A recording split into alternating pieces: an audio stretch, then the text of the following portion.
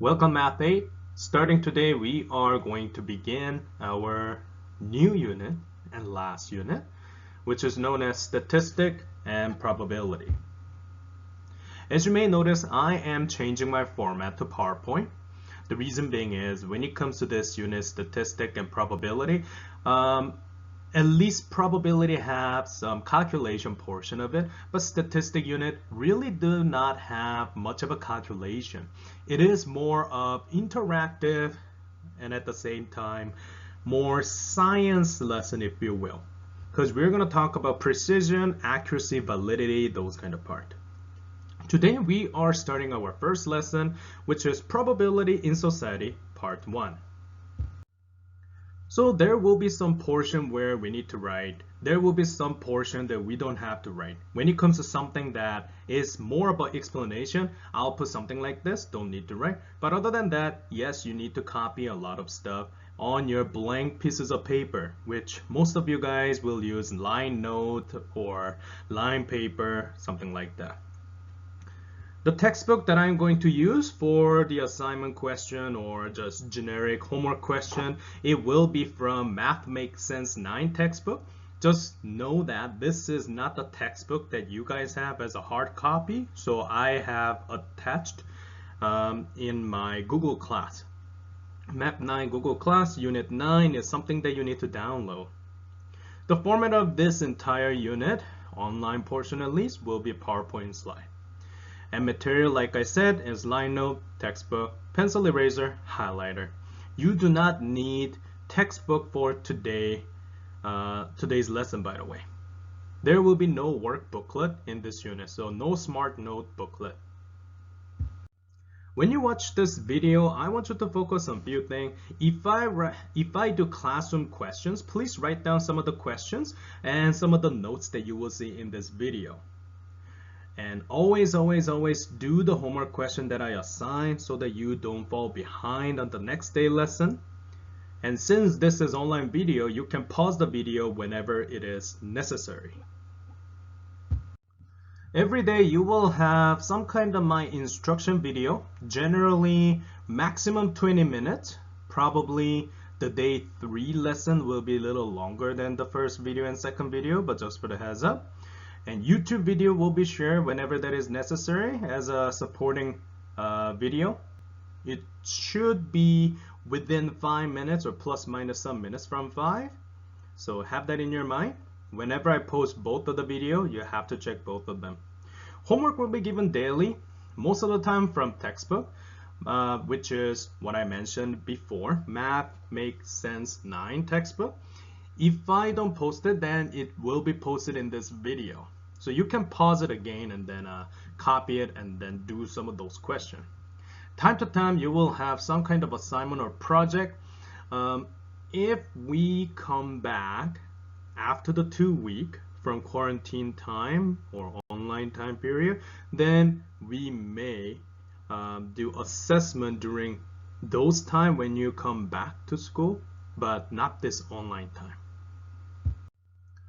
Alright, then without further ado, let's get this thing started. As you can see from the diagram, we are going to talk about all of those statistical analysis and going to evaluate what kinds of factor that we need to consider as a person who performs survey or perform experiment. When it comes to probability, as you can see down there, there are some impossible event, unlikely, equally likely, likely, certain event. We call these theoretical probability. So we're going to go back and forth between theory versus actual practice. All right, let's get this thing started. Time to time, we're going to do something called math activity number 1. Please write everything down. You don't need to copy the paper. In this season, Christina made 44 free throws out of 50 basketball shots she attempted. As a quick recall, I want you to put any of an expression that you can use and something that you learn. It can be fraction and so on. I don't want to elaborate so that you have your own time of doing these. I want you to pause this button and then put the probability of free throw that Christina did in this season. Alright, so there are several ways that you can use to express probability. If I use one of the common method, generally start with the fraction. Before we getting into, I like to highlight several portions. When it comes to probability and statistic, we need to understand an event or some kind of topic, some kind of what's our focus. So in this case, free throw is our focus. And once you identify that, we generally do in this fashion, P bracket open and put free throw, something like that. That's a fancy way of saying probability of free throw. When it comes to generic method, we put whatever the number of interest. In this case, Christina made 44 free throw, so 44 is on the numerator, out of the total shot, which in this case, 50. So 44 over 50 is what you have, except we need to understand that these numbers on the top, number at the bottom, is actually even number, so I can simplify by divided by 2 for both of them. And we reduced the fraction into a simplest form. This is one of the probability. Second probability, we can use our good old decimal. I'm just gonna free throw, FT, something like that. In this case, we need to make our fraction into a common fraction that ends with 100, 1000, or 9, 99 if it's repeating. Those kind of fashion. We can multiply 44 over 50 by 2 and make it 88 over 100. Thus, we can get the conclusion Christina's successful free throw rate is 0.88. So decimal is another way. Last way is actually evolved from our good old decimal. If you multiply by 100, you will get probability as a percentage. So in grade 7 and 8, we learn about how to properly express our probability using 3 different methods. Fraction, simplify one, decimal, and then probability in percentage. Now here is my next question. What if, based on the previous statistic, what is the probability that Christina will sink in the next 20 shots? So first thing first, we're talking about the event that is non-successful.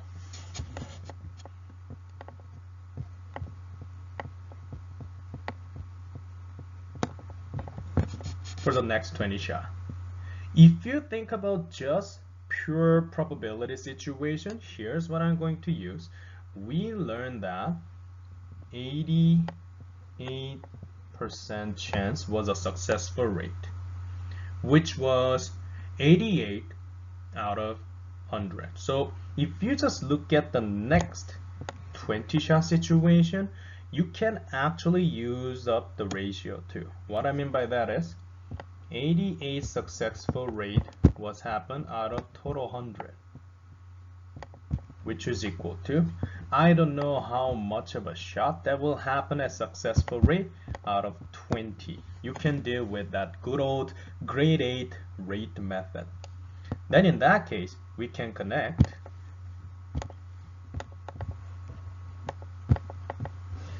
inside and outside together. So 100 times x, that is equal to 88 times 20, which is 1760. Some people learn this as a ratio. What I mean by that is 88 over 100, that is equal to x over 20. I believe this is more fitting to a Canadian method. Again, feel free if you like to use that specific method, which is fractional ratio. But in any case, if I use my method 1760, so that again happened because of 80 times 20 divided by 100, so x, long story short, is 17.6. Now that will be a successful number, but the question is asking about how much it will sink, unsuccessful. So you can say, you know what, if this is successful, then unsuccessful one will be 20 minus 17.6, which is, in mathematically, you do have a decimal. Most of the time you will see a decimal, then it's 2.4 sha. Or if you like to round it up or round down, 2, and that will be about 18. So Christina will sink 2 of them in the next 20 shots theoretically. But my question is this, ladies and gentlemen. Will it happen in real life that way? What kind of assumption do we make? What kind of factors are we considering for the next 20 shots? Will it happen every time should take 20 extra shots? So I want you to write this statement or question. What assumptions did you make to find out the next consecutive 20 shot by Christina and predict how many unsuccessful ones that will come out? So I want you to list anything that you can think of, and I'm going to share with you. So you can pause it now. So I assume that by this time you guys finished writing several perspective of yours. So I'm going to write down my example. If it's in real class, we're going to share it together. But in any case, we cannot do that on online as much. So let's go through. Just know the fact that this is more rhetorical one. So there can be many different type of answer can come out. One of them that I can think of is one of the big assumption was, even though basketball shooting is experimental probability, we assume that it's theoretical probability. We assume that. What I mean by that is, in real life, there is a lot of variation or variables, if you will, that affect theoretical probability. Theoretical probability is, if I have a coin, that coin has front and back. So theoretically, that's 50-50. But in real life, do we actually have 50 face up and 50 face down? Not all the time. If we do infinite amount, then yes, it's probably get close to 50 and 50. But even then, it can be 49 probability for face up and then 51 probability for face down. So the tail in that situation. So we assume that her basketball skill is theoretical probability. Other parts that we can think of is any type of subjective judgment. And number 2 is the one where I can kind of see variety of answer coming up, and that's the one where same location of the shooting, or sorry, same posture, same pose when you do the free throw in basketball free throw, or it can be using a same arm, same amount of force, energy, those kind of thing. We have all of those subjective judgment. So I put 2 of the big category. Those should be cover most of the other creative answer that you have. So what is the probability? Well, the probability is likelihood that an event will occur, ladies and gentlemen. Any of a likelihood that an event can occur. So it is, like the word says, probable. It may happen. It may also not happen at the same time. In order to do this, we have to do several steps. One of the steps is, well, oops. We have to collect data even during when we or before collect data, during collecting data, after collecting data. Subjective judgment should be technically put aside, but in real life it's hard to do. Analyze data once we connect it. Once you collect the data, sometime it has a pattern. We learned about this skill way back, so I want you to put that in there. Imagine we have a graph and we have this kind of pattern in here. Do you guys remember that we used to connect these, and then this part we call it line of the best fit.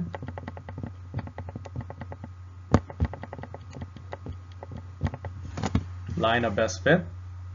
But the thing is this, we can extend these lines to predict something that doesn't even test it. We called it extrapolation.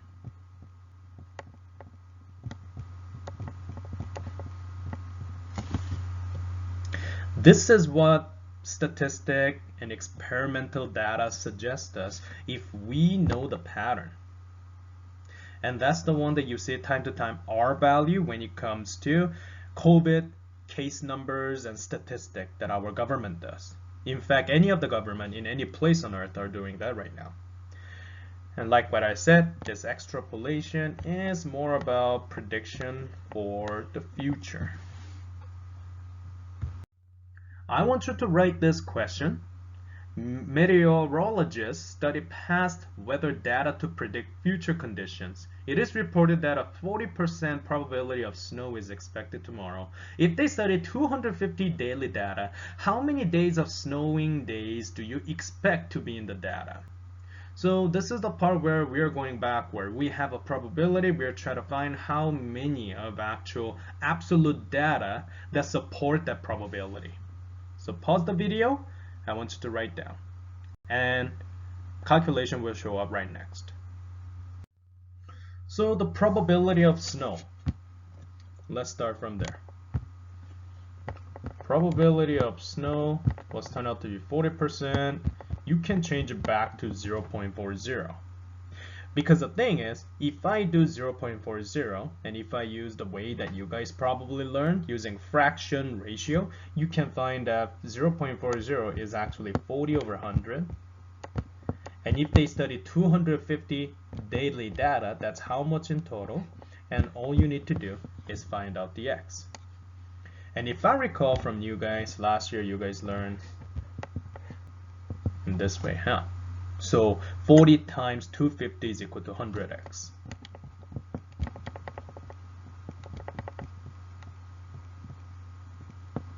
And if I isolate for x, which is divided by 100, it's actually 40 times 250 divided by 100.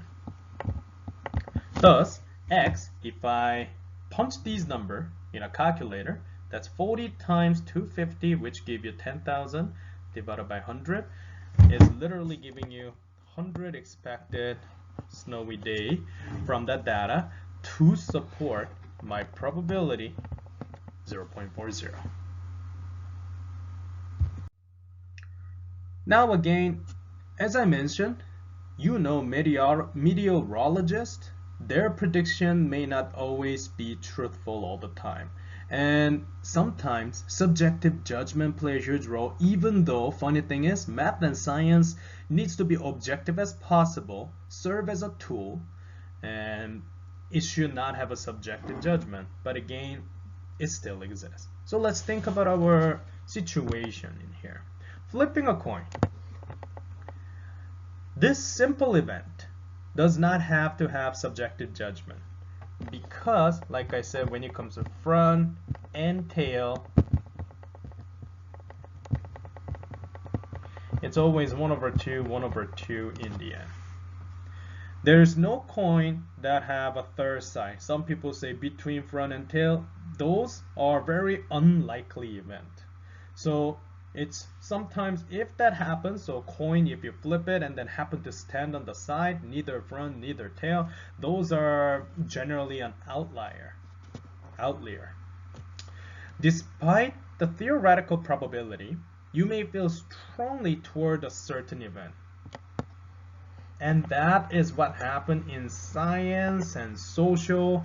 Whenever you see any type of graph trend, any type of graph without the pattern, you have to make a personal call. Personal call, what I mean by that is evaluation and summarization from the observed data, from your analysis. In order to make a judgment, we have to use a subjective judgment. And whether you like it or not, subjective judgment, it's hard to avoid. So ladies and gentlemen, that was today's lesson. You have 4 questions from this slide. I know it does have a lot of writing, so I didn't elaborate way more, less than 20 minutes. So we have question number 1, explain any subjective judgment that happened in each of those questions. We're gonna go through that tomorrow as a main question. The second question is, explain how each decision that you see at A and B below is based on theoretical probability, experimental probability, subjective judgment, or any of the combination of those. Third question is, it's more about baseball game. In the past baseball game, McGwire made 2 hits for every 5 times he went up to bat. In the next game, suppose, it should have been McGwire. Suppose McGwire goes up to bat. What is the probability that he will get a hit? For each assumption, explain how the predicted outcome might change if the assumption changes. And lastly, Kim wants to learn how to do snowboarding, but does not want to take lesson. He found an article that says below, 68% of snowboarding injuries occur during beginner's class. Explain how Kim can use this statistic to support the opinion. I want you to explain that briefly, and it can be a short paragraph. And that is today's lesson.